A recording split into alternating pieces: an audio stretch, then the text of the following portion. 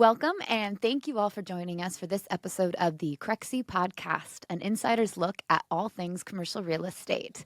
I'm your host, Shanti Ryle, Director of Content at Crexi, and today we are thrilled to sit down with Bo Barron, CCIM, and Timmy Barron, ADHD. More on that later. A little bit about our guests. For Bo, in a world where the commercial real estate landscape is as complex as ever, Bo Barron, CEO of Barron Commercial Group, serves as a trusted guide. He understands the challenges and opportunities that clients face when navigating CRE decisions. And as a third-generation leader in the industry and a former Marine, Bo is on a mission to empower investors, owners, and users of commercial real estate. The journey with Bo and his team begins with the understanding that success in CRE requires more than just transactions. It requires a strategic partner who can help overcome obstacles, seize opportunities, and achieve their financial goals. With a track record of increasing revenue by 397%, wow, since taking over the company, Bo has a proven strategy to help clients thrive.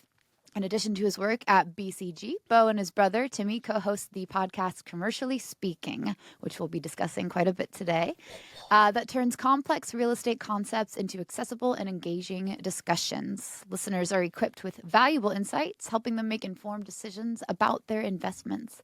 Bo also contributes to the broader commercial real estate community as a senior instructor at the CCIM Institute. He educates aspiring and seasoned professionals and serves on the CCIM Foundation Board, supporting veterans and minorities in their career development. By providing these resources, Bo helps others avoid the pitfalls that he himself had to learn to navigate. And now for Timmy. Timmy Barron has performed with Second City around NCL, The Star and Gem, was a writer and quote bartender. I'm very curious what that means. Sure. In Bye Bye Liver, has been seen on screen in Chicago Fire and in multiple commercials and indie films. Timmy received two full talent scholarships for theater and dramatic arts at Savannah College of Art and Design and then University of Memphis before moving to Chicago to attend both the Second City Improv and Musical Improv Conservatories.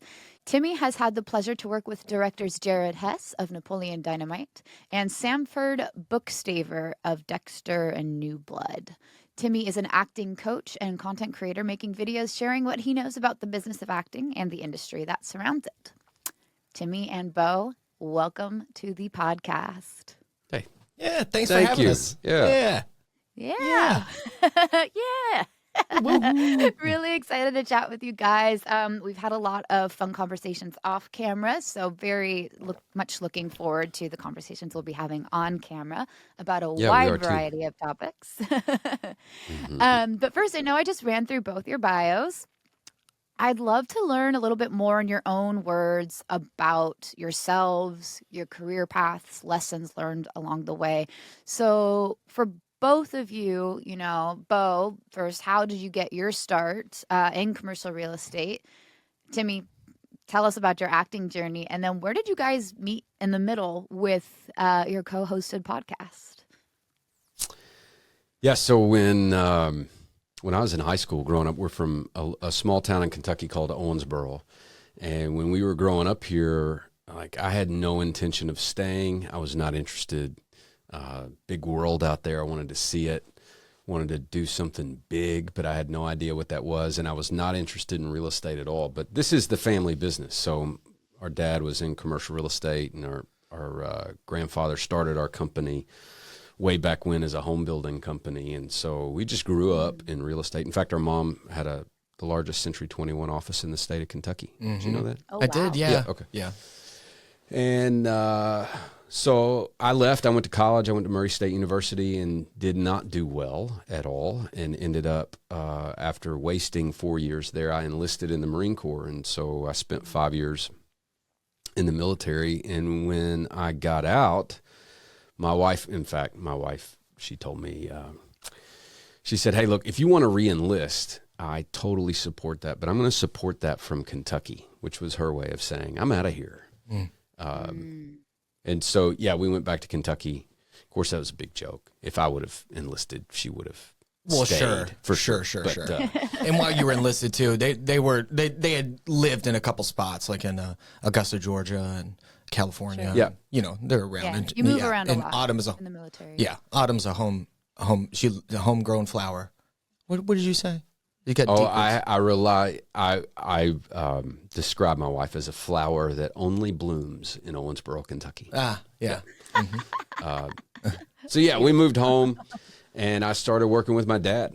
And in fact, the first week of boot camp really crystallized things for me. Like under all that stress and missing home and all that, all of a sudden family became very important to me. Yeah. And I knew I wanted to work with my dad. And so I had to give the Marine Corps 5 years before I got out. But we came back, and I started working with him as a commercial real estate broker. And right away, he put me in the in my first CCIM class, and so I was exposed to that education right away, and did that for about 8 or 9 years with him. And then I got the chance to take a corporate job with SVN. And so I did that for a year, and I was gone all the time. And my wife, again, helped me with my career choices and suggested that she was feeling like a single parent and that I might do something else. And so I took a job with a buddy of mine who had invented a new technology in food safety.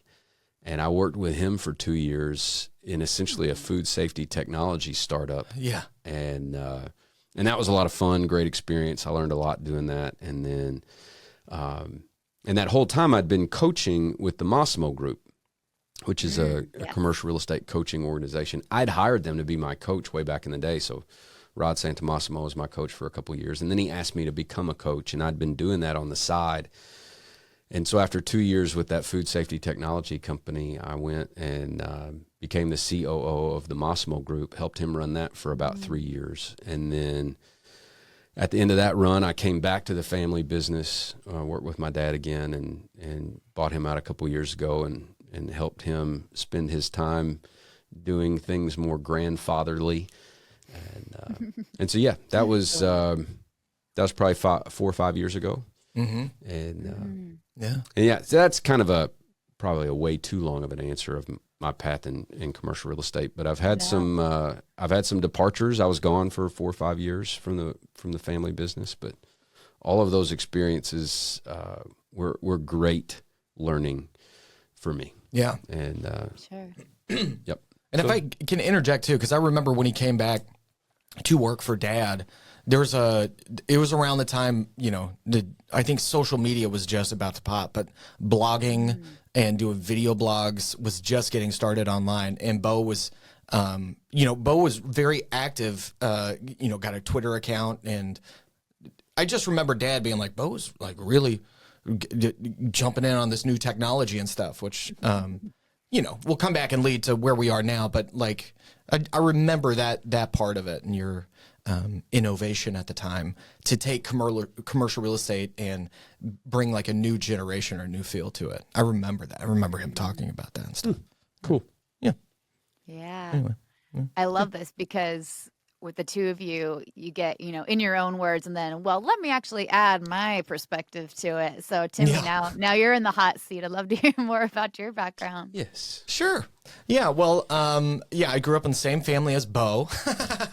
We're brothers.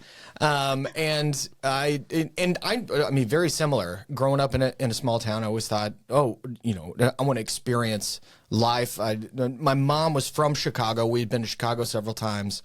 I started doing skits and stuff at church when I was young. And I remember a few of those got a few little characters I played at church at a very young age got big responses from the audience. And I think that's where it really piqued my interest to be like, oh, this is really fun.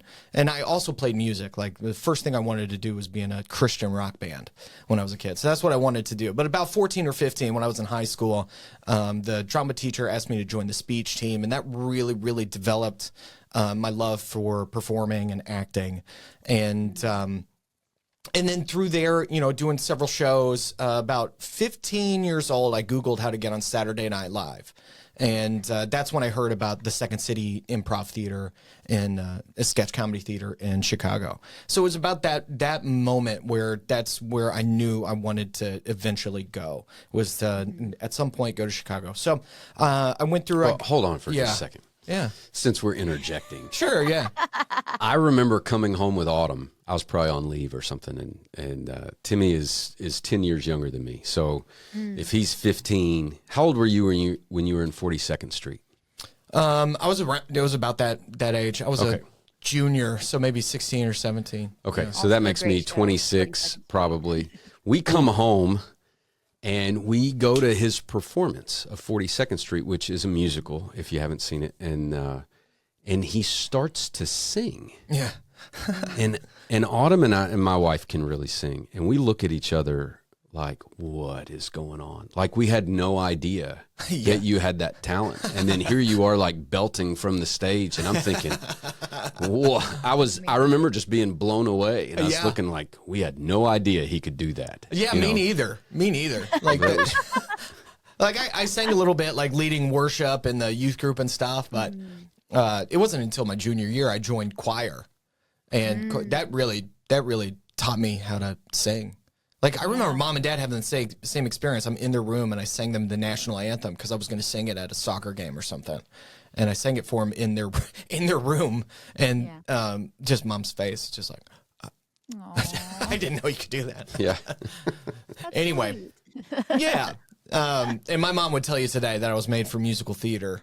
She wants me to do musical theater so bad. But I went to college. I got two scholarships, one at Savannah. I lost that one. That's a whole nother story in itself. I went to University of Memphis, ended up losing that scholarship too. That's another story in itself. But I did have an advisor say, and I did several shows there. And I was studying theater at both those places, but I had an advisor be like, you don't need to go into debt or finish it or get a degree to do what you want to do, which really freed me up and encouraged me to go ahead and pursue acting. And I auditioned for the professional theater in Memphis, and right away I got several. I was in several shows, Buddy Holly and Peter Pan, and my musical ability really helped me get into those. Mm-hmm. And then I had an old buddy call me up and say, we're starting a band and we're moving to Nashville. We need a bass player. Will you come join? And I was getting evicted from my apartment at the time, so I was like, yeah, sure, this sounds great. Like this timing works fantastically. It did, yeah, it did. It did. So I moved there, and I was with them for about 2.5 to 3 years. And everything I learned during that time, that was my college or my real life learning experience. We were, writing. We had to book our own shows, manage what we were doing as artists, travel around, get the word out there. We managed to stay afloat, which blows me away. And then ultimately, they knew I wanted to get to Chicago. Like I was going to be there for like 6 months to a year until they got a new bass player, but it ended up being more like 2 to 3 years. And then, I moved back home to save up money to go to Chicago so I could go in the program at Second City. I remember filling out the Improv for Actors program, and I didn't have a bachelor's degree, and that was one of the prerequisites, but I sent him like some other videos. I was making content online at the time. I sent him some other things and my experience. I was like, please let me in. And this is another cool moment where Bo and I, we're 10 years apart, so we didn't do too many things together. We weren't super close, but I was at home at the time, and he was living at home at the time, and he was going to Chicago. It was like, hey, do you want to come with me to Chicago? Well, I lived in Owensboro. Right. I wouldn't.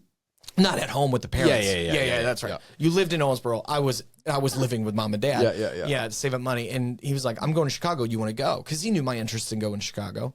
And so anyway, I'm telling this because this is a cool story. We go to Chicago. Yeah. He drops me off at the Starbucks in the building where Second City is at. And I can't find, like, I've never been inside there. I've put this place on a pedestal. I love this place so much. I want to be a part of it. And I've yet to hear whether I got into the program or not. So I can't find myself walking out of that Starbucks and going in. I can't step in there. But while I was at that Starbucks, I got the acceptance letter and immediately went into Second City. I found a friend of a friend who was working there that gave me a tour. And then, a few months later, I moved there and went through the programs at Second City. Ended up being hired by the Second City and working on Norwegian Cruise Lines, where I met my wife, who's from Ireland. She was working on the ship as well. She ended up coming back with me to Chicago. And around that time, I got an agent. So I started auditioning for TV and films and commercials, started booking commercials. I was doing a lot of stage work there, doing a lot of sketch comedy shows that we were writing and producing ourselves. I was a part of Bye Bye Liver, where I was a writer and played the bartender. This is an interacting drinking show. So that takes place in a bar. So the set is a bar, right? On stage, the whole audience is there, and it's part sketch comedy, part drinking games. And the role of the bartender is the one that leads everybody into the drinking games, as well as performing different characters in the sketches. But the role of the bartender is, Bye Bye Liver was like one of the number one shows in Chicago, and we did 4 shows a week on Fridays and Saturday. Did you end up going to see Bye Bye Liver? Yeah. It's such great, and I did that for about a year, so ultimately, I get married. We have a couple kids. Right now, I have a 6-year-old and a 2-year-old. But Bo calls me up about a year and a half ago. That's probably a year and a half ago, right? Yeah, about there, or maybe a little bit. Maybe almost 2 years ago. Maybe almost 2 years ago. And at the time, I was doing social media. I was working as a social media content creator and at this college called Tribeca Flashpoint College. That's no longer a college, but so he knew my background in social media and just called me up asking me about, hey, can you help out with some social media? We're trying to do some things. And then I called him back. I was like, hey, if we're going to do some content and you're going to show me some of these blog posts that you're writing and we're making content around it, why don't we just record you explaining to me these things that you're writing and you just teach it to me. And then I could take some of those clips and post them out, and it'd be kind of like a podcast. And then he hit me up right away and was like, I love the idea of a podcast. And so we figured out how we could do it remote, where I was in Chicago. He was here because we found out about Riverside, which we're using right now. Whoop, whoop. Shout out Riverside. This is not a sponsor. I wish. And so, the same. Yeah. One day, goals. And so, I know there was hesitation on his side because he was like, you're going to get picked up for a TV show at some point. And then what do we do with the podcast? And I was like, well, I'd still have time to do it. Why don't we get the machine working? And long story short, or long story long, it was around the time where SAG-AFTRA had a strike. So all the acting was put on hold for a few months. Tara and I were looking where we were and our support system, having 2 kids, being in the city, both being actors. A lot of our friends in our community, not so much family people. They were, either younger or single or not having kids. And my best friends and family, of course, live here. She threw out the idea, what do you think about like living in Owensboro for a little bit? Never thought I'd be back, but it felt right. And I was like, yeah, now's the chance to do it. And at the same time, a direct flight from Owensboro, Chicago opened up. So I was like, oh, if we do get auditions, they're all self-taped since COVID. And then if we got any callbacks, we'll just hop on a plane and go up. And that's what we've been doing since we've been back. So we moved back, and now we're in a studio, and we're 77 episodes in now, which is crazy. I've learned a lot about commercial real estate, and still have no intention to really use that information other than to make fun of commercial real estate professionals. So But it's been amazing for me to learn about the family business. I knew nothing. We grew up with parents who did it, but I knew nothing about it. Dad was really good at keeping work at work and home at home. And of course, I didn't ask any questions about it because I just had no interest in it. But learning about this, my appreciation for what my dad has done and what Bo does has just grown. And I've really grown to love this community. A lot, getting to meet all the people at CCIM and other people that you work with, and I've really, really grown to love this community, and so there's the story. So much awesome stuff to take away from that.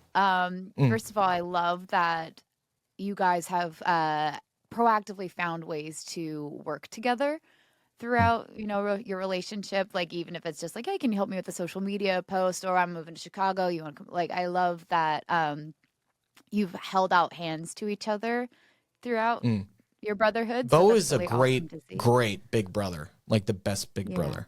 He really is. He really is. Well, thanks. Yeah. That also means more because we have another brother that's in between him. So when he says I'm the best big brother, like there's actually an option. I didn't think about that.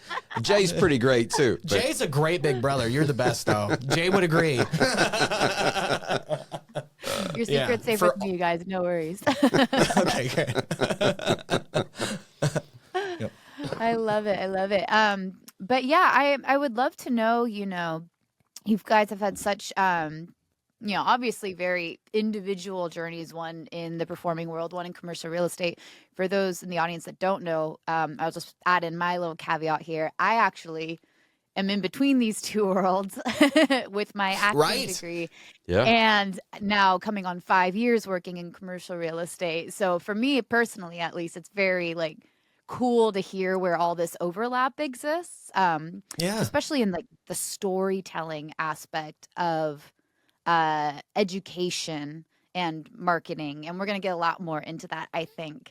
But for both of you, just sticking a little bit more on your life paths, I'd love to hear any, there were some key moments I think that our audience pulled out listening to your stories, but what are some of the most important key lessons you guys each learned early on, or maybe even more recently on your path that you think is absolutely essential to the success and the opportunities and collaboration you guys have today? You want to go first? Well, you're thinking. I've got something. Yeah, go for it. So early on, and we've talked about this some with our on our podcast, but I was the kid in high school who did a lot of work to figure out the minimum amount of work I needed to do to get by. And I remember doing all kinds of math to figure out the minimum score I could get on this test so that my semester grade would not get me in trouble when I got home. If I would have applied that amount of work to actually learning the content, I would have been much better off. Yeah. But when I enlisted in the Marine Corps, I was exposed to a culture of excellence that my dad had tried to teach me growing up, but I wasn't interested at that point. And Marine Corps has a little different flavor to the way they teach things. Yeah. As in, you do it this way or you get pounded. Right. So I listened more. And I just remember, it was the first time I was forced to give maximum effort. And I saw the results when I gave maximum effort. When we actually shot for excellence and that was the standard, I was like, man, this is the way to go. And so when I got out and I started working with our dad, it was just this is what he was trying to teach me growing up anyway. But I just remember falling in love with excellence.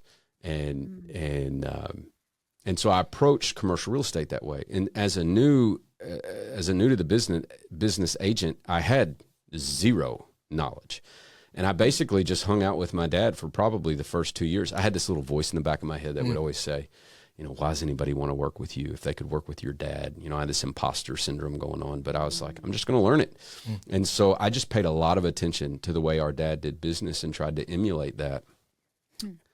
More recently, though, when we bought Dad out, and officially took control over the company, our dad gave me a great gift, in that he basically passed the baton in a way that gave me the freedom to change things without dishonoring what he did before.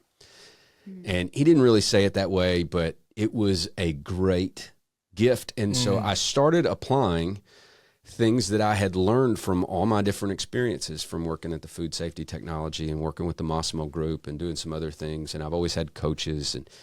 And so since 2021, when we purchased the company from our dad, and it's like I have approached it with more intention and more. I was looking for another word for intention and I lost it, but I'm doing things on purpose as opposed to reacting. It's so easy, and I think for commercial real estate professionals, regardless of what they're doing, it's so easy to just react to what the day throws at you, versus attacking each day with purpose, with a plan, or each week or each month. And so, at this point, I go through this this process of doing, a 3-year vision, breaking it down to annual goals, breaking those down to quarterly goals, and then doing weekly plans. I just keep breaking it down so that every day I go in on purpose, trying to do, and leading the brokerage business and some of the other businesses that we have, that has allowed me to lead in such a way where I'm doing it on purpose. My team knows exactly what to expect from me and what I expect from them, and it gives them the freedom to go execute the plan. And so, when it comes to brokerage, I don't do any brokerage anymore. I just lead the company and try to help our producers be as successful as possible. Top producer Todd Humphreys. Yeah, that's one of our guys. So really just the introduction that the Marine Corps beat into my head about how excellence is the standard, and then approaching our business with intention over the last 3-4 years has made a tremendous amount of difference. And those are, regardless of what you do in the industry or in any industry. Absolutely. Those two things are absolutely applicable. Yeah, and it's just a very small mental change, I feel like, too, going from, I was talking with my dad about this recently, actually. Instead of I have to do this thing today, it's I get to do this thing today, or I choose to do this thing today. And it's a very subtle distinction, but I think, it sounds like the more you embody it, and I guess the more you believe yourself capable of whatever you want to do, that idea of excellence being the baseline, the standard. Yeah. It's really amazing how much that can activate things for you. Or even just understanding that, maybe this thing that I have to or I get to do is, if it's not that fun, if it's not something you're looking forward to, you can focus on the satisfaction that you'll get on doing that thing well. Sure. Or just the gratitude of having the opportunity to. Yeah. Especially if you're in a position that many other people aren't in. But I love that. Timmy, what about you? I agree with what Bo said, and Mom and Dad did a great job in instilling hard work and excellence in us. And where, for me, there's a couple things that pop out in mind.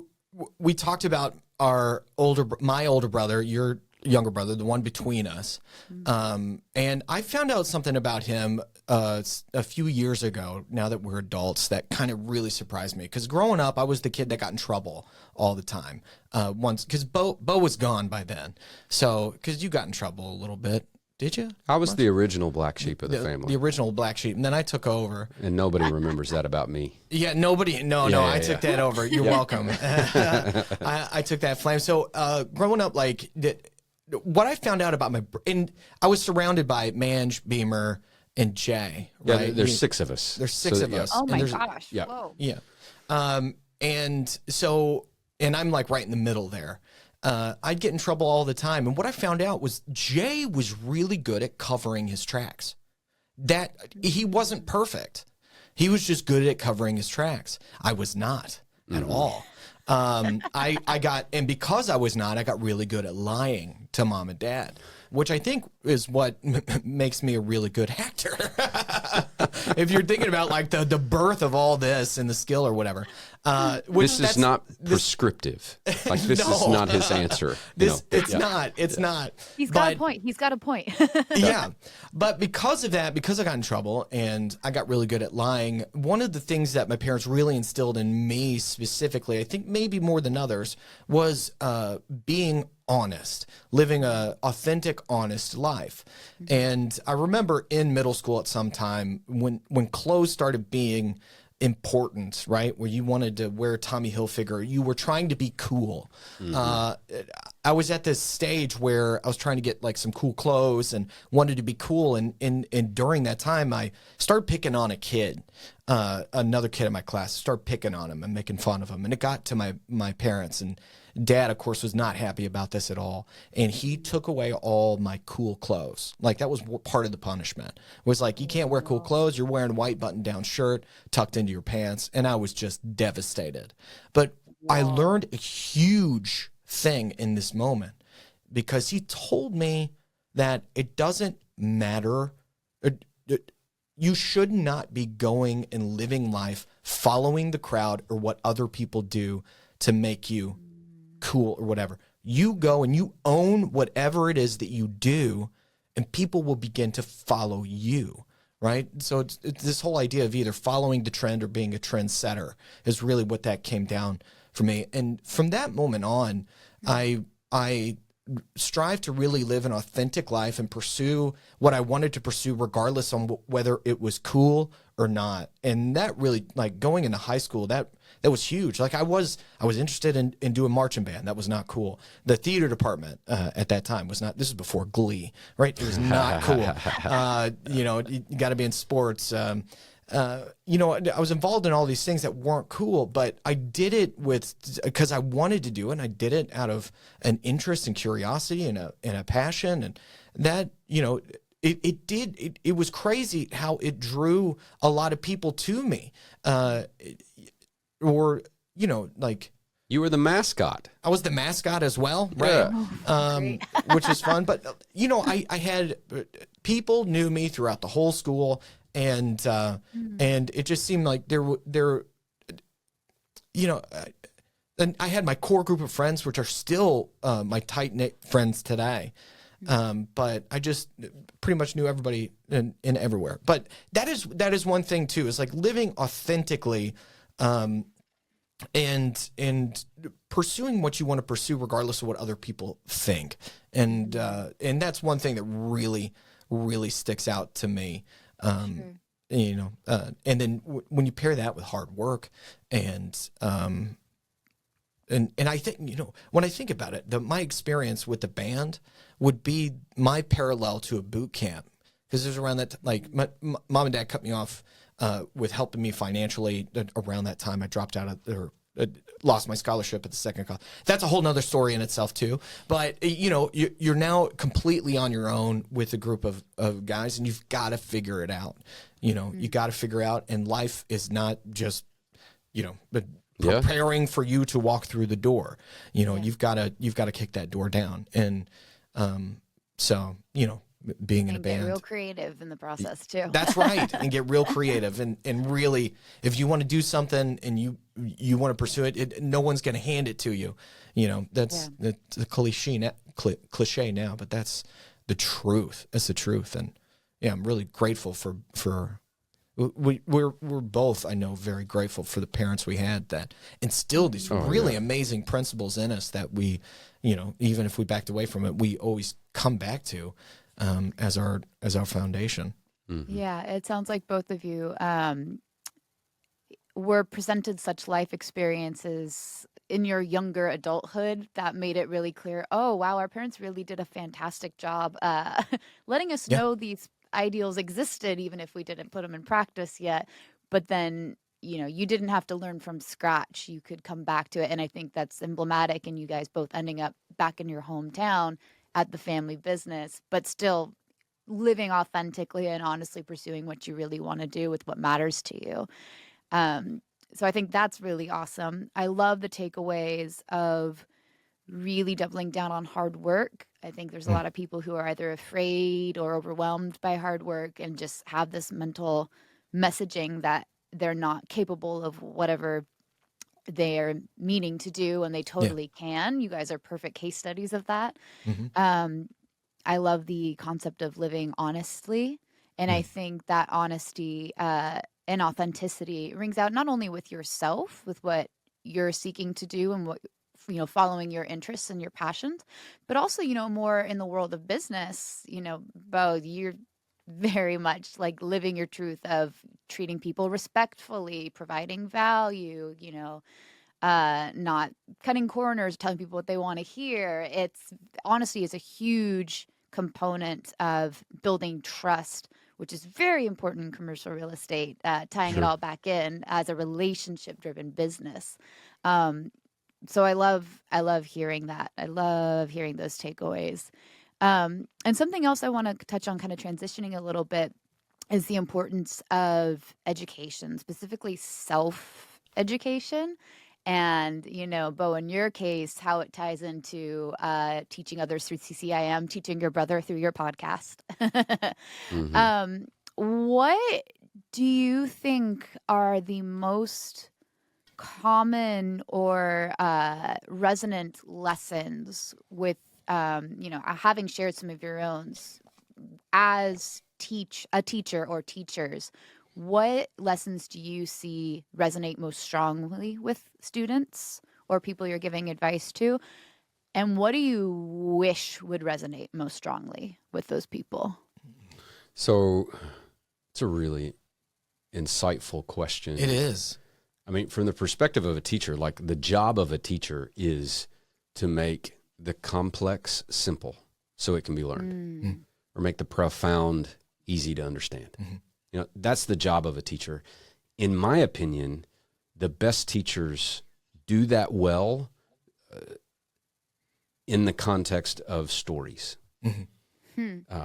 So like when I teach, I tell a lot of stories. And I remember the experience of my favorite teachers growing up gave me context all the time. So here's the information you need, but here's the context that information lives in.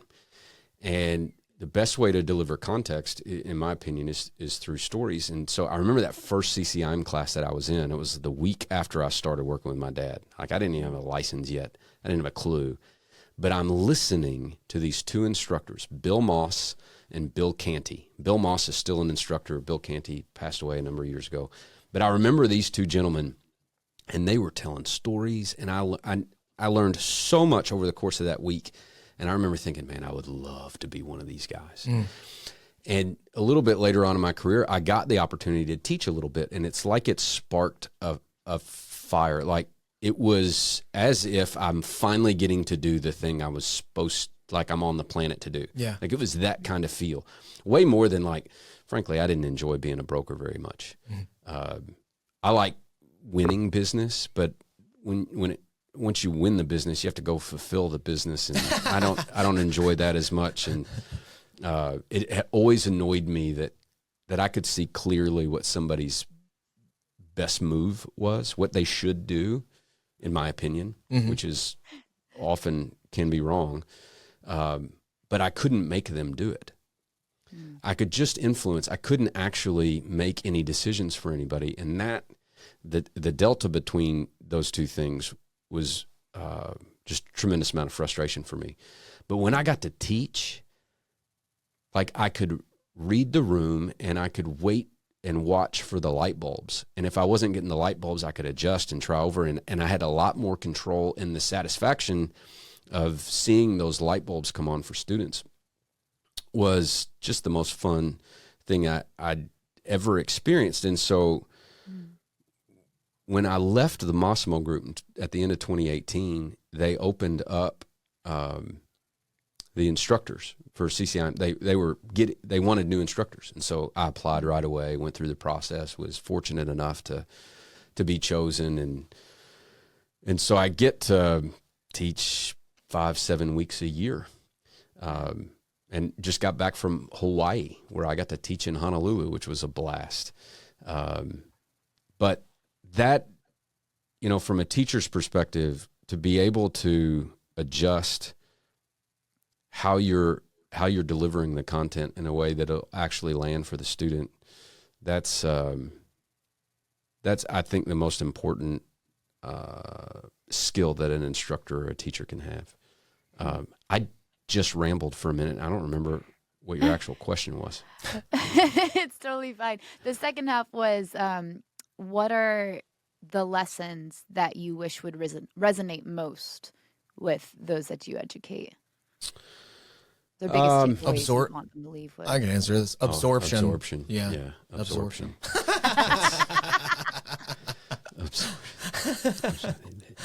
Yeah. What really matters. That and NOI, right? Absorption, but absorption means nothing outside of the context of vacancy. That's right. So you need them both to be able. Anyway. Yeah. There we go. We're getting them started. We're getting them going. It's all about context, But no, look, the most important thing a student, I think, in commercial real estate can understand, somebody who's in the business and trying to learn and be educated is, there's really two main facets to the industry overall. One, and you mentioned this a minute ago, Shanti, is it's relationships. Mm-hmm. We're in a relationship business, but that's only half of it. The other half of it is we're in an information business. Brokers are only valuable because we have information and a skill set that our clients need. Okay, so they need to like us. They need to trust us. But if we can't give them anything of value, it doesn't really matter how much they like us. So being able to understand the numbers of commercial real estate is a huge skill to have. And that was kind of the gift my dad gave us gave me when I started in the industry. Is he put me in those CCM courses right away. It taught me how to figure out the numbers of commercial real estate, which made me valuable to my clients. Like I could actually serve them, because so much of this industry is data. The 3 Ps. Yes. Yep. Put up a sign, put it online, and pray. Yeah. Look, normal brokerage. This is lazy brokerage. It's the 3 Ps. It's put up a sign, put it online, and pray you get a phone call. That's lazy brokerage, but that's what a lot of our industry looks like. Man, if you want to be valuable to your clients, like understand the numbers in such a way where you can actually analyze trends, what's going on. You can predict demand in some ways, and then put your clients in a position where they can accomplish their goals and actually, end up in the right space that they need to grow their business or invest in the right property that'll give them a great return and mitigate their risk. And, it's those types of skills that any broker really needs, but especially if you're starting out. Sure. Learn the numbers of commercial real estate. Yeah. Yep. And there's great sources of that kind of data, like what's that one software or application? Site to do business? No. Moody's? Crexi. Oh, Crexi. Yeah, Crexi. Yeah, Crexi can help you with that. That's right. Man, I set you up for that one and you whiffed. Oh, man. Oh, my goodness. There are certainly other sources, like you mentioned, but we are on the Crexi Podcast. This one. Yeah. Oh, yeah. Crexi can do things those other sites cannot do at all. Absolutely. Yeah. I appreciate the shout out. Awesome. Just shifting gears a little bit, we're talking about education. I promised everyone we would be talking about Commercially Speaking, which is the podcast the two of you host. You talked a little bit about how it came about to me with, Bo calling you up to help you out with some content marketing, social media, and you're like, hey, let's just make this into a whole show. We know that little bit of origin, but I'd love to know, was there any convincing that had to be done to get it off the ground? Were there any crazy challenges you had to overcome to put it together, or any crazy firsts of starting a new podcast in general that come to mind? Sure. Well, I can say right away that I had to convince Bo that if we did this together, I was in to do it, because that was his biggest worry at the beginning was we'd start this, it'd be great, and then I'd book a gig that would pull me away from it, and then it'd be over, right? Mm. So I remember we got on a call with a company that helps people produce their podcasts, and he asked me to hop on that call and I did. And afterwards, I was like, "Have you gone to look at the podcast that they have worked on and that we're talking about and stuff?" I was like, "I can do this. Let me do this. I'm gonna do it. Let me do it. Let's build this together. I want to do this. Don't do this without me." So I don't know if he's some kind of crazy genius that did that on purpose, or I did not do that on purpose. Yeah. No.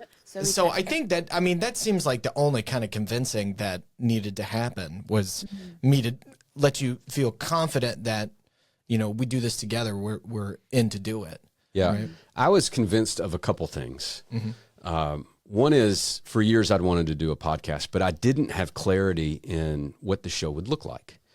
I didn't want it to just be me talking, and I didn't necessarily just want to do another interview show, though we do a lot of interviews, and I love those episodes.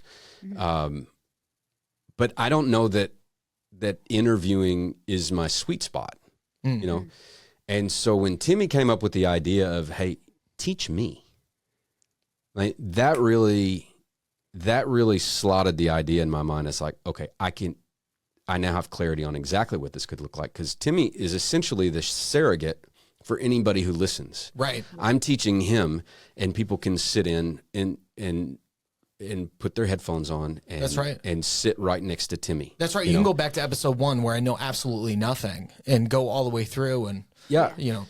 The other thing is Timmy adds so much. Like at the beginning, we called him an idiot. Right. Yeah. I'm the expert and he's the idiot. That was kind of the dynamic. Commercially speaking. Yeah. Commercially speaking, he's an idiot. Yeah. Yeah. But, of course, he's not anymore, but he adds so much entertainment. He adds the humor. He makes learning commercial real estate interesting and fun. Like I don't do that. Like that. Well, that's Timmy's side of the table. It takes two to do that because you were a fantastic teacher, right? Well, but I'm not here trying to take it all seriously, and I don't have an ego when it comes to commercial real estate. Very, very true. But it underscored this one thing for me, and that is, and this thread has really been pulled through our companies at this point over the last couple of years. And Dan Sullivan and Dr. Benjamin Hardy wrote a book in the last couple of years called Who Not How. And this podcast exists because I didn't try to learn how to do a podcast. It exists because I found the who that I needed to do the podcast, which in this case is my brother. And so, like, literally, we've got an executive assistant named Alice who's, she runs my world, essentially. She schedules everything. But as far as making the podcast exist, like Timmy's the editor, the producer, he does all that stuff. He distributes the content. He cuts it up and puts it on a different social media. Like, all that's Timmy, and he's our co-host here. So, like, without the who, if I had tried to learn how to do all this and do it myself, one, it would maybe be average. It wouldn't be near as good. I'd be a mess. I don't have time for that. Like, it's that whole concept of finding the right person to accomplish something as opposed to learning how to do it yourself. And commercial real estate brokers are terrible at this. Not all of them, but most of them, they think they have to do it, or they don't want to give up control, or they don't want to delegate, or they certainly don't want the risk of the overhead of bringing on a team. And it's a mistake. And so, yeah, the who here is really why this exists at all and why it's been any good. Yep.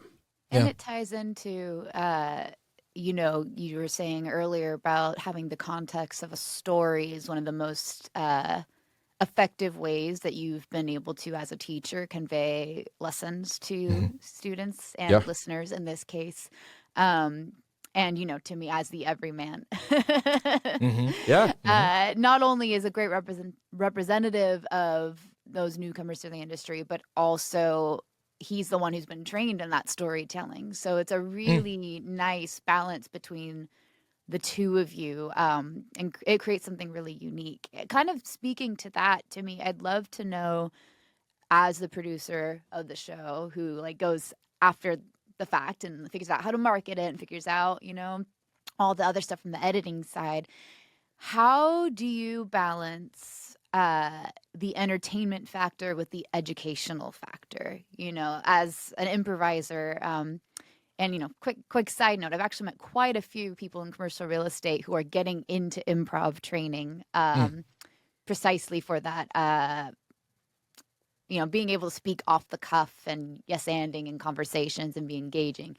But yeah, I'd love to hear a little bit, how you think about balancing Beau's expertise with, being the representative of the audience, making sure nothing goes too far over someone's head or, it doesn't get boring. How do you think about that when you're producing the show?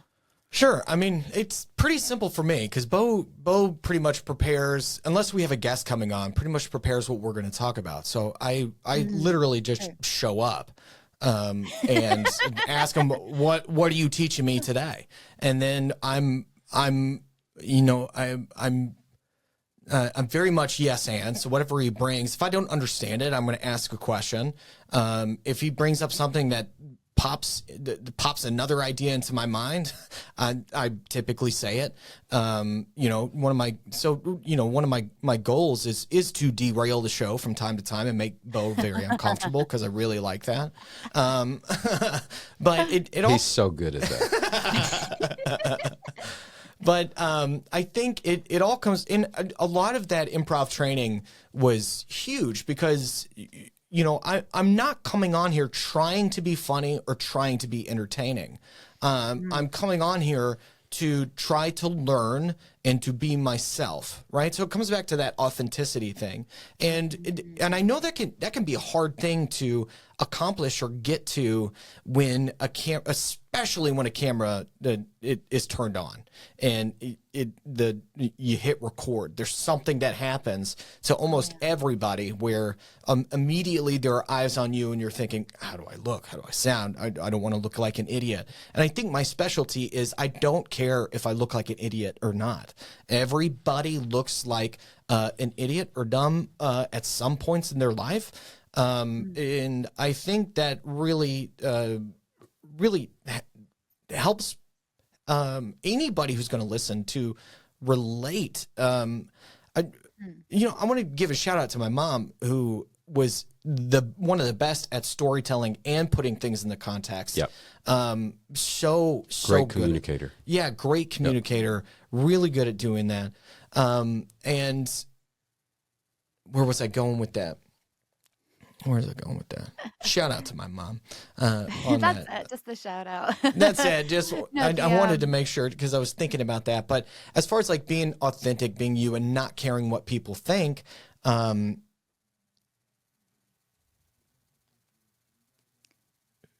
yeah. I mean, I told that story about how Dad really helped me with that.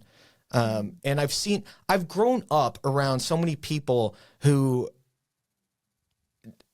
especially having boomer parents, if you go to church, you dress up for the most part growing up, there's all these roles that you play in certain scenarios and situations.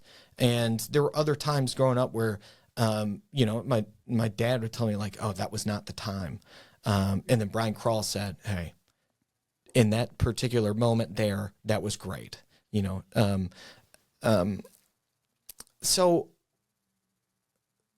Well, look, to your question, like Timmy just reacts to what I'm teaching. Yeah. And he does it in a way where he is himself, like he said. And the result is that if I use some jargon that he doesn't understand, he makes me clarify it. When we have guests on, and it's almost like he's trained me that if they start using some kind of concept that we haven't talked about or that's, just filled with jargon, like I stop them and I'm like, look, we got to use simple words with Timmy. We got to really make this simple, and yeah. Beau's got a scapegoat now. Yeah, that's right. That's right. Which I'm very happy to give him. Absolutely. Yeah. But then when it comes to like post-production and editing the show and putting it out there, I've got a big background in editing content, like sketch, and a lot of it being comedy, and which is a hard beast to tackle. And I learned a lot through there of editing and cutting things out of whatever it is that whatever piece of content that you're doing.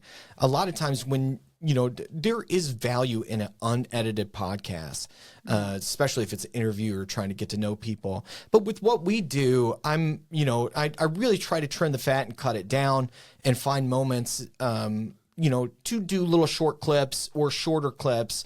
But even in the full podcast, it's like, I am trying to edit something that I would want to listen to. And if that means cutting out a section here because even though there might have been a funny joke or something funny that happened, it doesn't really flow with the story of what's happening, or could really, it just causes it to lag at certain moments.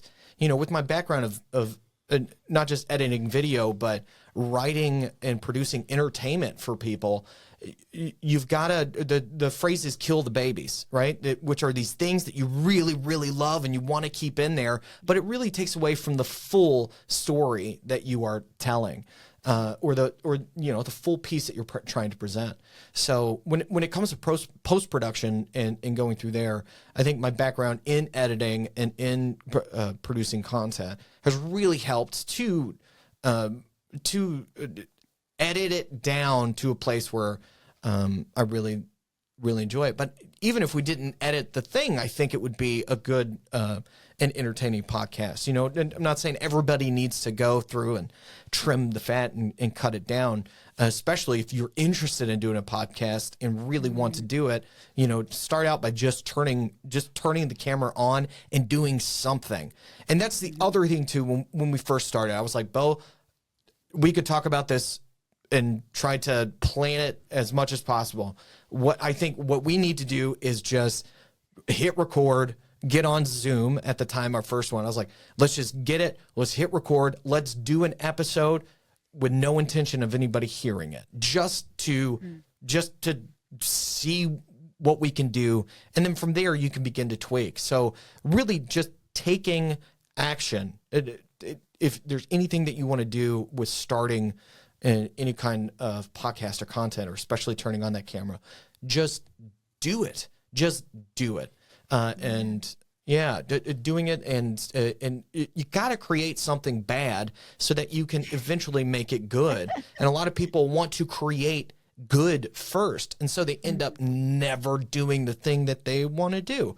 And that's just another, just make something bad so that you can then tweak it and edit it and learn from it and move forward and make it better. Absolutely. And you touch on an interesting topic that I wanted to get to. Actually, much earlier in a conversation, Timmy, you mentioned how your dad commented on how Bo is very tech savvy and integrating all these new technologies into the business that were really interesting. Mm-hmm.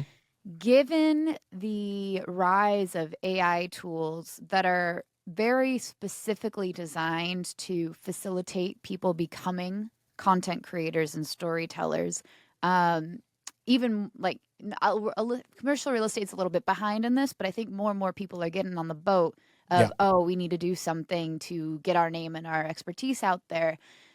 In that realm, with all these tools coming online, making it easier than ever to do this, how do you two think about setting yourselves apart? And then what are the long tail implications of this content becoming easier to make, more widespread, and oversaturated, if you will? Sure. Let me take this real quick, and then you can jump in. But I think, number one, when it comes to AI, using it as a tool to enhance what you are doing or to automate certain things, that is fantastic. And the more that you can understand, because that's not going away, it's becoming more and more. But the more you can understand how to use it, because most of it, it's about the input that you're putting in, what you're going to get back. So there is a level of skill, at least still at this point, there is a level of skill in what you are giving it, right? So you can't, sure, you could go in there and say, hey, write me 10 tweets about commercial real estate I can post over the next 10 days, or help me come up with a script for a 10-minute video about this topic. And then it could spit it out, and there's all the other tools where they can make the video for you, or you could have someone there. And a lot of those, it's great. Use them. But when it comes to creating a podcast or creating something, I think what will set us apart with the oversaturation of AI content, which I think is what you were talking about, we have our own personalities. AI is trying to replicate what we have naturally. And so, that's one thing that really, if you're authentic and you go to create something that you want to create and that you would watch yourself, there is a soul behind it where AI can spit out information. It can do some crazy cool art stuff, but it will never ever have a human soul behind it. So, using it as a tool, I'm a big proponent for, and in certain situations, using it to create the content itself that you're trying to do, definitely use that. But if you want to set yourself apart, there is that human aspect to it that it will never have. And even when you go through, there's these tools where I can put a full length episode and then it'll go through in a few minutes, chop up like 10 clips that I could post on TikTok or short form content. Opus Clip, baby. And I rarely use, I have never used one that I didn't go through and touch up myself just because of my huge background in editing.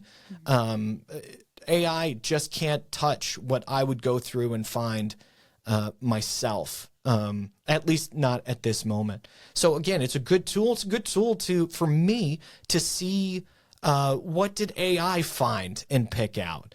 And why did they pick it out? And I know the tone and the personality of our show, so I do know what's best, and it is what I would want to watch and find entertaining and funny or valuable. And right now, AI, as far as like cutting up clips, can't touch that for me at the moment. But that's just our situation and where we're at,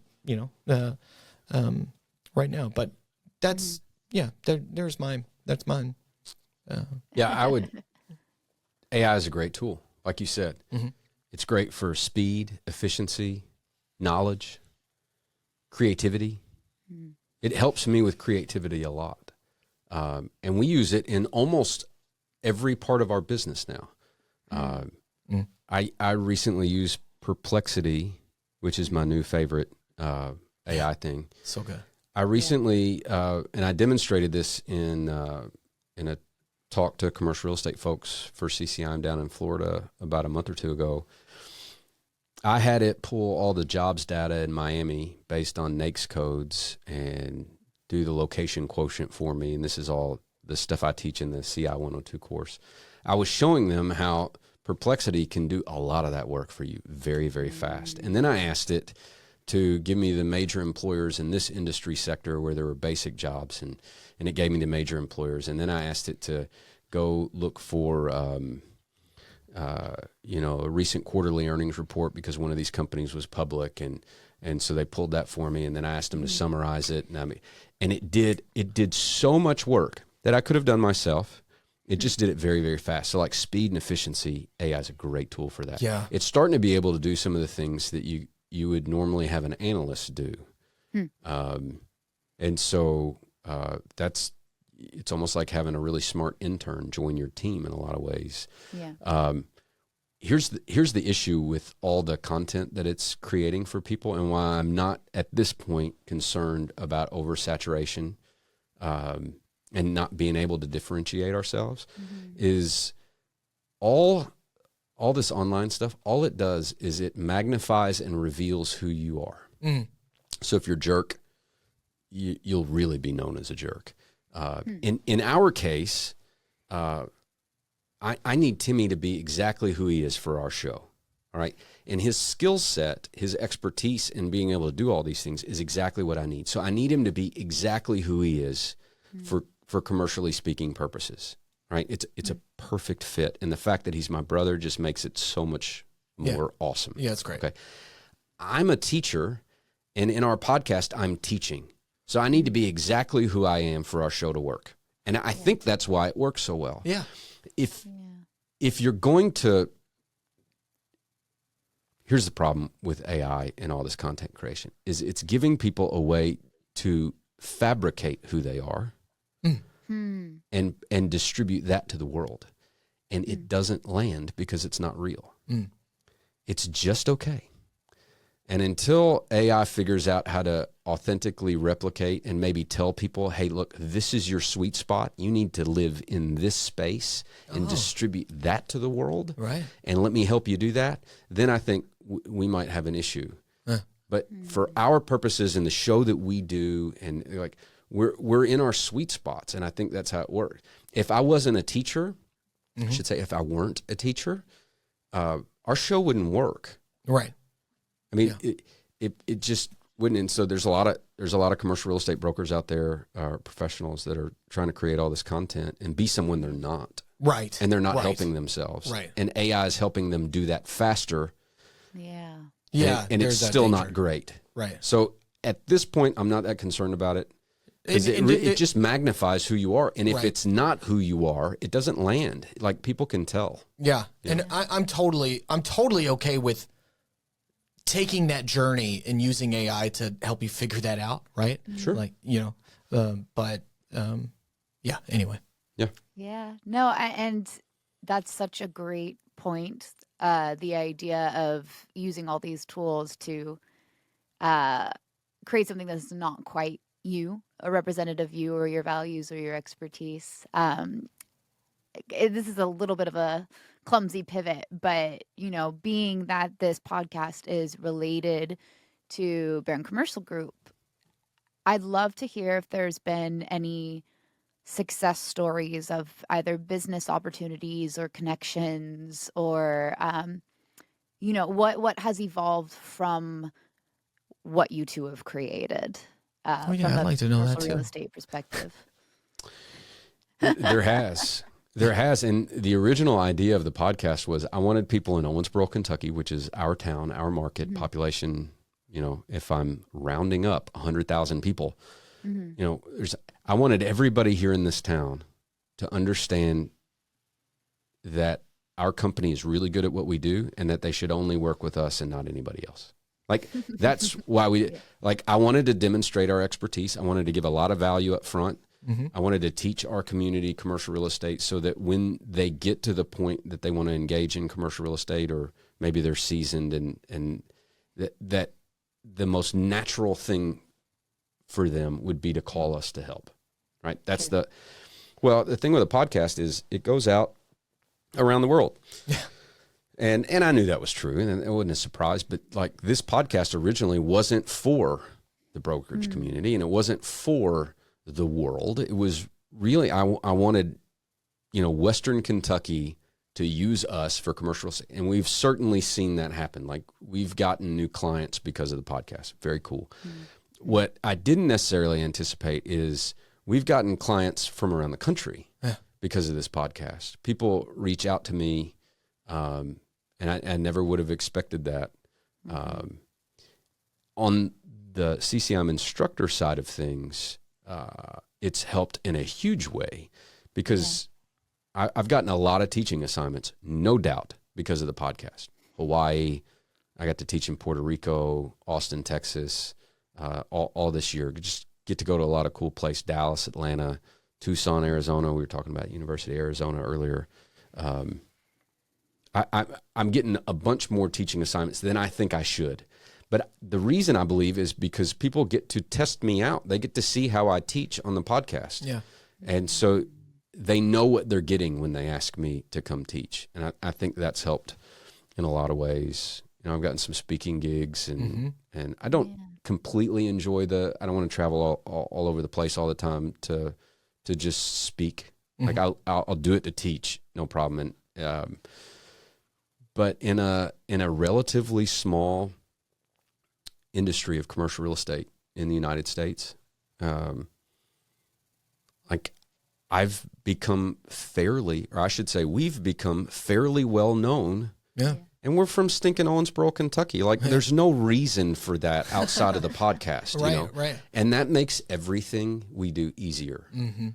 And so, yeah, there's definitely, it's like it's greased the wheels of everything we do just because we're known more than we probably should be because of a podcast. Right. And it's been very, very effective. And I know there's like connections that you've made or rekindled some connections you've made with people we've had on the show as well. Sure. That has led to other partnerships or things that you've done even beyond the brokerage. Oh, as we well. started a whole company called Hearthstone Capital, which is an investment fund, because an old friend came on as a guest in the podcast, and we had such a connection during that episode that I called him a couple months later, and we just started dreaming on the phone, and it's become a brand new company. Right. You know? And probably my main thing going forward. Yeah. So yeah, there's a lot of stuff like that. I even recently we had the CCIM annual governance meetings in Houston just a couple weeks ago, and I took Timmy. I'd been going to these CCIM events, and so many people asked me about Timmy that I just brought him with me. And it was like he was a celebrity. It was so much fun to watch. No. Yeah, they're like, "Hey, how's Timmy doing?" And at first, I'm like, "Timmy? Who's Timmy?" Like, what? I don't expect someone in Seattle to ask me about my brother in Kentucky, you know. But and so we brought him and just had a blast. Yeah, that was so fun. It was really cool. It was so fun. And then we're going to Massimo Con in November, which I'm looking forward to too. That'll be my second big. Coming up. CRE event. 2 weeks. Yep, that'll be fun. Mm-hmm.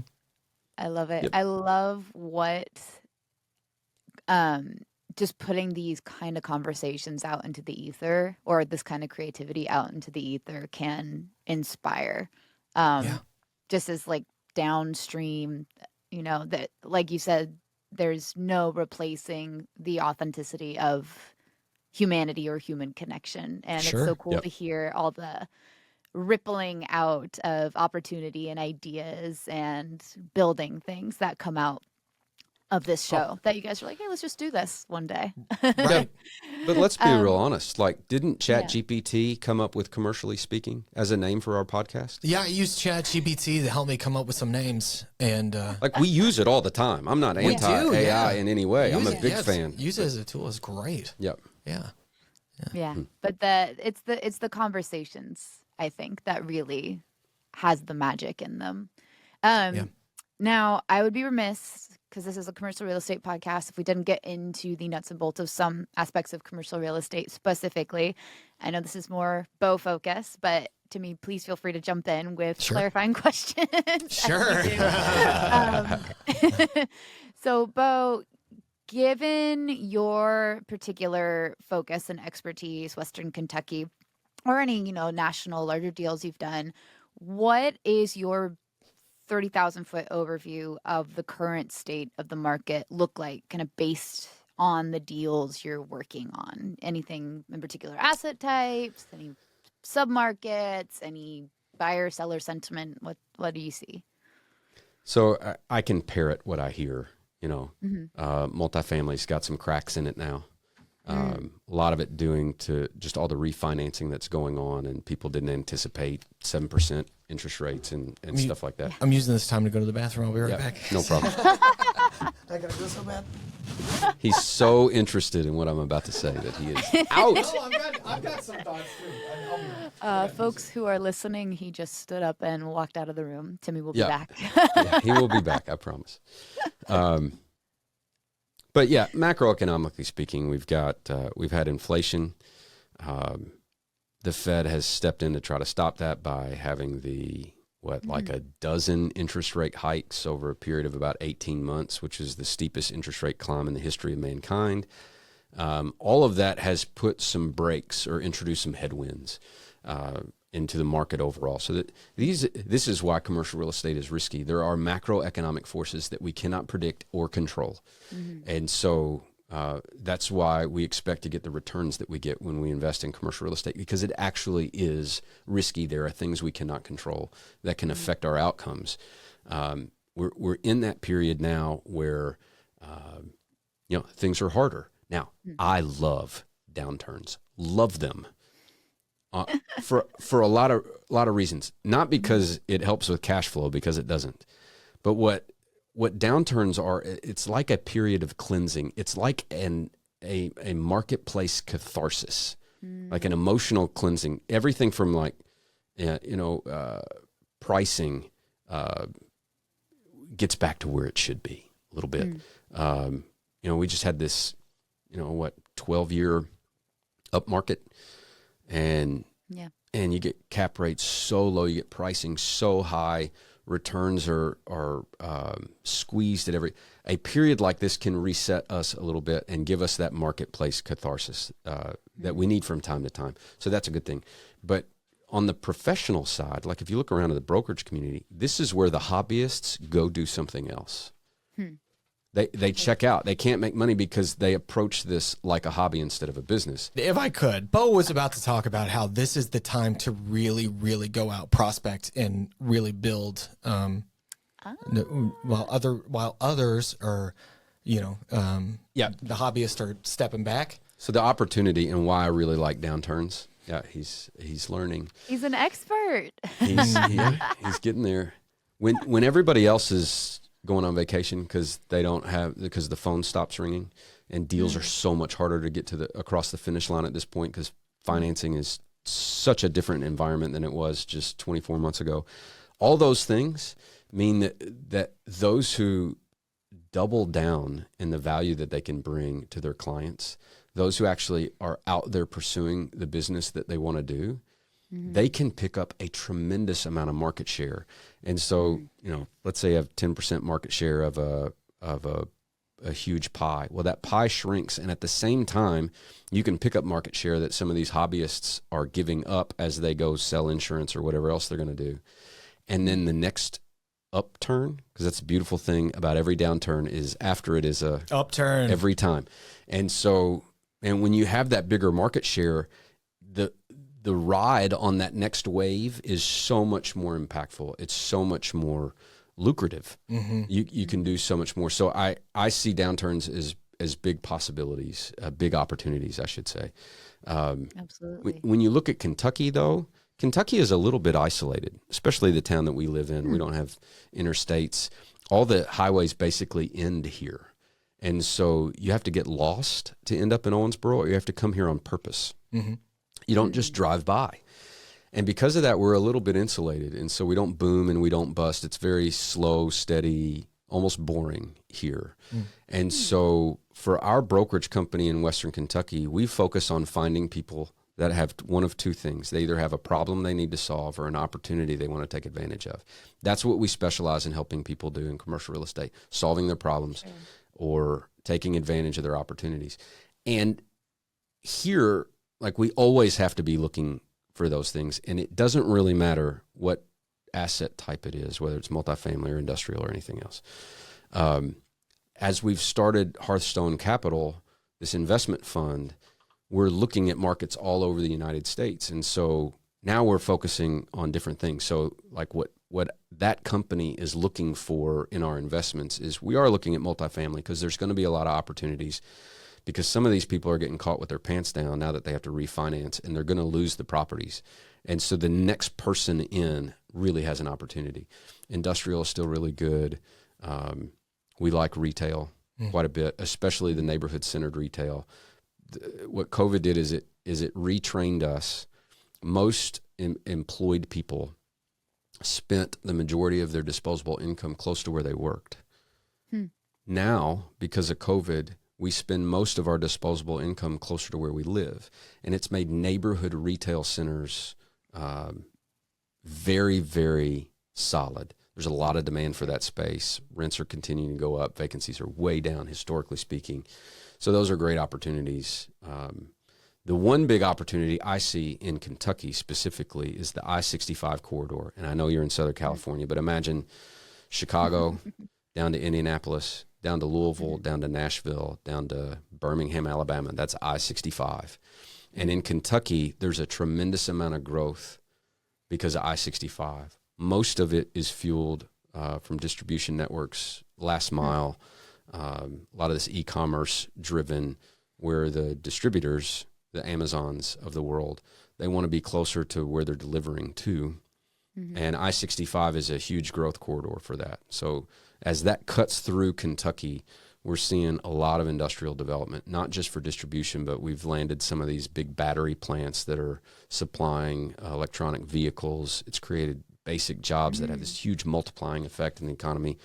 And so Kentucky looks really good right now, historically speaking, compared to Kentucky. Very, very slow, steady growth. We've now got some significant growth, which probably doesn't compare to anything that we see in Texas and Tennessee and Florida and some of those places. But for Kentucky, there's a lot of opportunity here and a lot of growth that we're not used to seeing. And I'm really excited to see how the future develops out over the next, I think the I-65 corridor has a 20-year run in it. And over the next 2 to 5 years, there's so many more jobs that are going to be in Kentucky. Yeah, we're getting a Publix.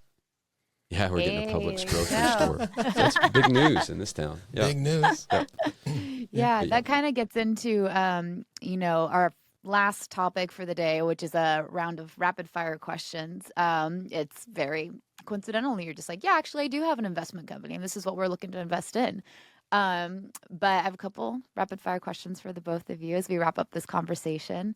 And the first one is, in fact, if you were handed $50 million today and you had to invest it in like the next hour, where would you put that cash? What asset type of commercial real estate, where, and why? All right, I want Timmy to answer this first. Yeah. And this is rapid fire, so do it quick. And then I'll tell you after if I was correct in what he was going to say. Go. Yeah, Ooh, I would call my brother Bo. Oh, no. No, you want specific, once again, I've got $50 million to invest in the next hour. And what asset class and what's the other? Where? Location. And where? I would put that $50 million in Dallas. Yeah, Dallas. Dallas, and I put it in a data center. Ah, okay. Yeah. Okay. Yeah. That's not what I thought he was going to say. Good. Okay. So if it were me, I would stay away from California, Illinois, and New York, mainly because their tax and governmental practices are kind of anti-business. Beyond that, I'm sorry? Complex, you might say. Okay, yeah, they're complex. Beyond that, I'm looking for markets that have significant job growth. If there's job growth, there's going to be population growth. If there's population growth, there's going to be more demand for all types of space. The specific asset classes that we would look at would be probably industrial and retail first, along with multifamily, and I would also be interested in self-storage or mobile home parks. Those would kind of be the 5 categories. I love Texas. I love Tennessee. I love Florida, mainly because they've got significant population growth, and that drives demand for all types of space. It'd probably be about that simple. What did you think I was going to say? I thought you were going to say Class B industrial Oh, space. yeah, Class B industrial. Yeah. Oh, yeah. Still in Dallas, though? Well, Dallas is one of those growth markets, for sure. It's a growth market. Yeah. Yeah. They got a lot of stuff going on, that's for sure. That's right. Second question. I promise it's not a trick question. Please answer quickly and honestly. Favorite tool or software that you use on the job? Final Cut Pro. Video editing software. Video editing. I'm not the one to ask about this because I don't use my favorite thing to watch. I use Bo. Premiere, so totally. Oh, Premiere, yeah. Premiere's little thing, like to cut all the multicam shots like that. That woo-hoo-hoo. I don't know if you've used that plugin yet, but yes, I have. It's fantastic. Oh my God, that speeds up the process for sure. Final Cut, Final Cut needs to go up. But to get back to commercial real estate, my favorite thing to watch Bo use is Site to Do Business. That's the one where you can really delve into jump in all the demographics and all those demand side. Yeah. Right, like Yeah, like yeah. learning about the people, Mapping where they are, and software. what they're Yep. the mapping software and like the demographics and stuff. That's just so interesting to me. So that's that's the I've not been exposed to much, but Yeah, and just for the record, and not because we're on the Crexi podcast, but we use Crexi and do deals because of Crexi. So it's definitely a part of our tech stack, and we love it. But the first thing that popped in my mind when you asked that question, though, is just as far as an application, we use a program called Notion. Are you familiar with Notion? I Oh, do yeah. know Notion. Yeah. Notion's great. And Notion, we've got all the systems in our company are systematized, structured, and they have worksheets and steps built in Notion, and it allows our executive assistant Alice from the Philippines to do a lot of the work that for our team here in Kentucky. And so I've seen that particular tool probably make more of a difference in the efficiency of our company than anything else. Doesn't Crexi have like an AI component to it? Yes. Like, aren't they kind of ahead of the game when it comes to implementing AI? Yes, there is AI involved with Crexi. We use AI machine learning to help match properties to buyers based on their search behavior. And there's also some AI stuff coming down the pipeline in terms of simplifying searches, and lots of exciting feature updates coming in the next Nice. several months that I can't I'm talk looking about forward yet, to that. but yes, Okay, it's- cool. it's coming. All right, you can tell us after you stop recording. Yes. We'll ask you on our podcast. I got so many questions for you for when you're on ours. I know. right? I'll be on the hot seat a little bit later next recording month. We'll see when the episode goes out. But Yeah.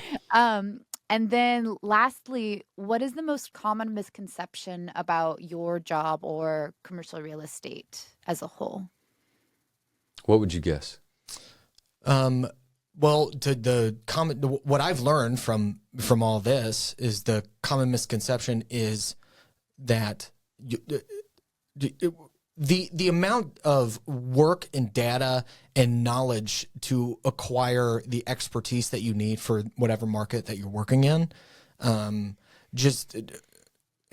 being able to communicate that really blew me away, and the amount and kind of data that you're able to get when you use these tools and know exactly what to look for, and even the underwriting process, is just, I didn't know that how much involvement. Of course there would be, but I didn't realize how much involvement. Well, the misconception is that that's not the case. And so, I don't know how many times I've been compared to a used car salesman. Right. Yeah. And so there's all those hobbyists that are in the business, and they make it look, or they just think we're a residential realtor who's going to put up a sign and talk to their friends and put it on the MLS or whatever. And pray. And this is just a completely different business that is very relational and incredibly data driven. Mm-hmm. And it takes a tremendous amount of expertise and experience to do this well, in my opinion. Right. And you can get there quickly. Like, you can get there quickly in the beginning of your career.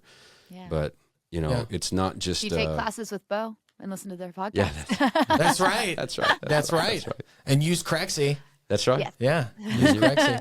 You know what? There is one more thing that comes to mind too, for like mostly investors or people interested in investing. Because I've been editing for CRE Investor Coach for Brad. I've been editing a series for him, and just the common thread and the thing, and we've talked about it too, is you've got your different market cycles, right? And that there is, I think, a big common misconception. What I have seen from so many people talking about it is that there is a right time to pull the trigger on an investment or whatever. There's a right time in the market or whatever. And what I'm coming to find is there's never a right time. The market is always changing. Commercial real estate is hyper local. So the news that you hear might not be affecting where you're at So true. at all. I think a lot of people can read headlines and think like, oh, this is not the time. And it's like, well, in this market here, multifamily, there's a huge opportunity because of where the market's at. So finding those opportunities, regardless of where the market is, life, of course, has a vote. You say that all the time. Anything can happen. You'd always find a million reasons why not to do something. But if you have the tools and you've got a mentor, you can take a look at the market and take a look at your market, find the opportunities. So when they come along, you know what to do and to jump on it, and you adjust what you are doing to work around what the market is doing. And just going back to what you said about, now to add a downturn, this is a great time to begin taking that market share with all those tools and really getting to know your market through Crexi, right? Yeah. I love it. There's never a right time. Well, there might be a wrong time, I guess, but Well, there can be. Regardless of the market be, yeah. and regardless of the where you are in the market cycle, there are opportunities in every market. Yes. There Absolutely. are always opportunities. You have to know how to figure out where they are. Right. Yeah. Right. Great words Yep. of wisdom. Yep. As we wrap up, you two, any parting words you'd like to leave our audience with?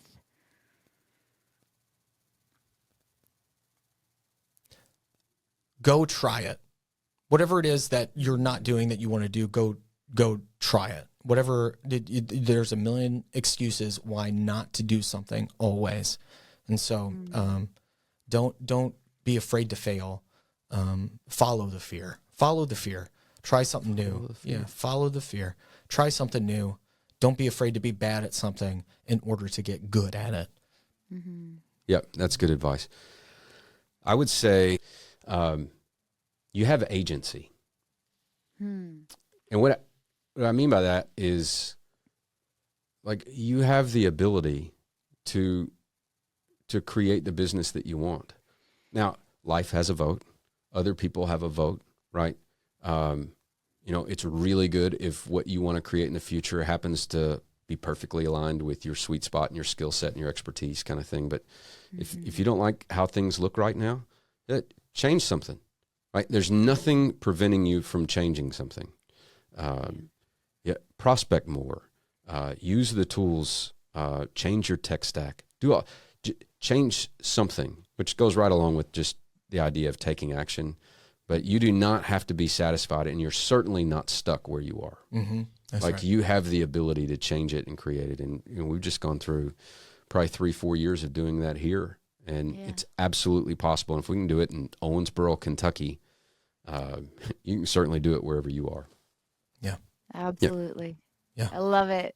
Great words of advice, you two. Great conversation. This has been so much fun. My face hurts from laughing and smiling so much. Good. Mine too. Yeah, this has been great, Shanti. Yeah. Yeah, really, really appreciate you guys taking the time and sitting down. I know you got a lot of stuff on your plate, so very, very grateful to have this hour and a half with you today, just about. Where can people get in touch if they want to connect with you? Email, social media, obviously the Commercially Speaking podcast, but where else? Yes. So on as far as Commercially Speaking goes, we are anywhere you get your podcasts, Commercially Speaking, at Commercially Speaking, and we're on pretty much every social media channel at Commercially Speaking. And we're very active on Twitter as well, and that's the only thing that's different is Speak Pod. COM Speak Pod. I think if you type in Commercially Speaking, will probably come up. So as far as that goes, and we also have a weekly newsletter on Thursdays, and this involves being able to connect with Bo as far as like brokerage services and things as well. But every Thursday we have a curated an email that curates a whole lot of different articles, things that Bo really enjoys and uses as far as like negotiating business. You'll see local listings as well. And of course, our podcast, one of the latest episodes of our podcast would be on there. That goes out every single Thursday. That's subscribe.wgbarron.com. And I think that's a great resource. And we'll keep you up to date on what Bo is doing as well. And we'll have all the information on how to connect with Bo as far as commercial real estate. Is there anything else? Well, our company website's barroncommercial.com, And you're always welcome to reach out to me at Bo, which is BO, at wgbarron.com. Mm-hmm. Yeah. Love it. What Love if it. they want to follow you?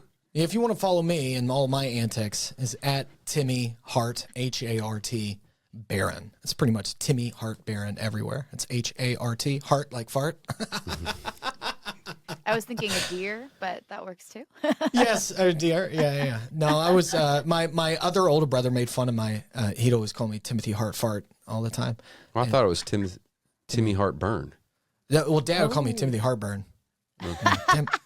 They go, Hart? Is it Timmy Hart Fart? But it's an easy way for people to remember. But yeah, at Timmy Hart Barron. Yeah. Love it. Love it. Cool. Awesome. Thank you both so much again. Oh, thank you. Thanks, Shanti. It's been Yeah. a lot of fun. It really, really has. And thank you, everyone who tuned in today. If you enjoyed this episode, do not miss the next one. Visit Crexi.com/podcast and sign up for our newsletter to get the next episode delivered straight to your inbox. You can also subscribe to the Crexi Podcast on your favorite podcast app and check out our YouTube channel for video recordings of each and every episode.